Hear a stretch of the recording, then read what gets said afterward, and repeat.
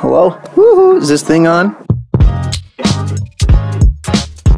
Hello, and welcome to the first ever episode of Pro Tips with Studio Pros. As I was trying to come up with ideas on what to do this episode on, I thought, what more appropriate than writer's block? So we're going to go through a few things that might help you ease your mind, but also are tips in writing all the time. You don't have to just use them when you're having writer's block. As a matter of fact, most writers are in a constant state of writer's block. If we had to wait for inspiration to strike to start writing a song, we would be sitting around all the time. An extremely useful tool in songwriting is something called object writing.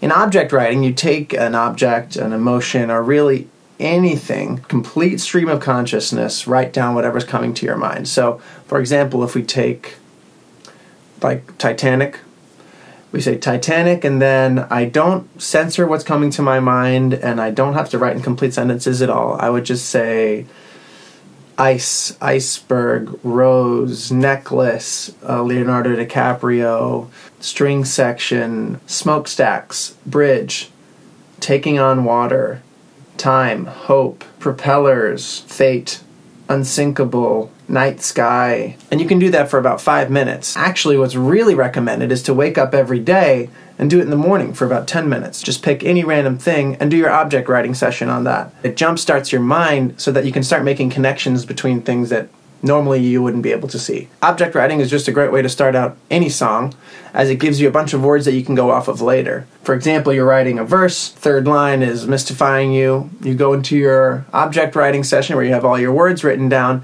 and pick something that you think works with that. Often when we have writer's block, we just have too many things to choose from and we can't zero in on any one of them, so having a list of words to go off of can be very helpful.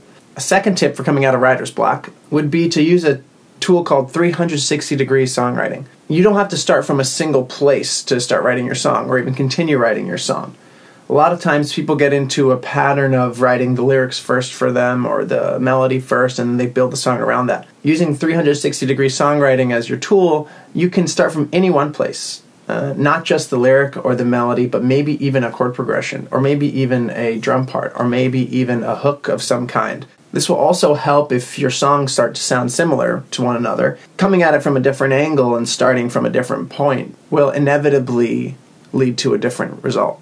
The third tip I'm going to give you, and probably the most valuable one, is something that, most songwriters struggle with at first, and it's be okay with writing as many bad songs as you'd like.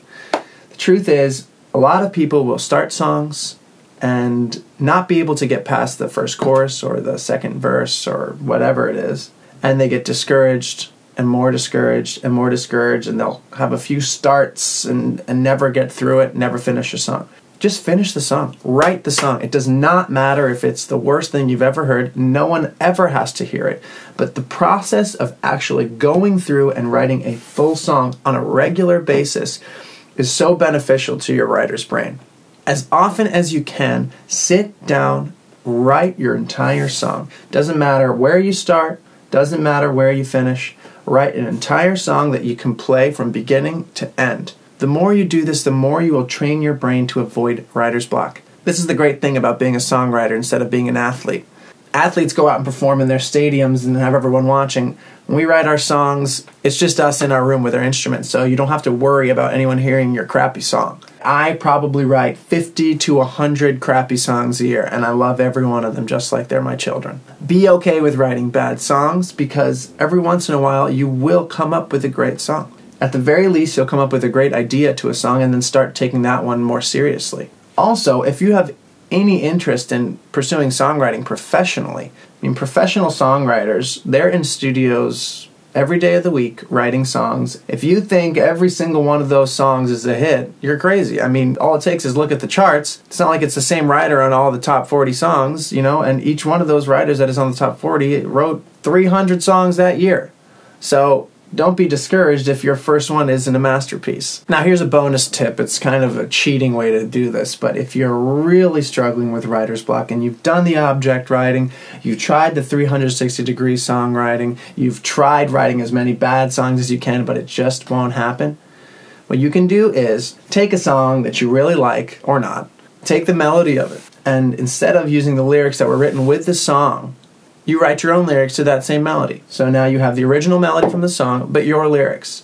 with those lyrics, write a new melody, write a new chord progression. Basically now you've taken some of the original vibe and DNA from that song, but created a completely new song. This could be a way to jumpstart at least an idea for a section of a song. It's highly recommended that you do this with songs in the public domain so that you don't have to worry about copyright infringement, but this can be a great tool if you're really stuck. Okay, well I hope you enjoyed our first ever episode of Pro Tips with Studio Pros. We'll be doing a lot more of these. Please click below and subscribe, like, leave us any comments, especially what kind of things you'd like us to talk about in the future. Let us know. See you soon.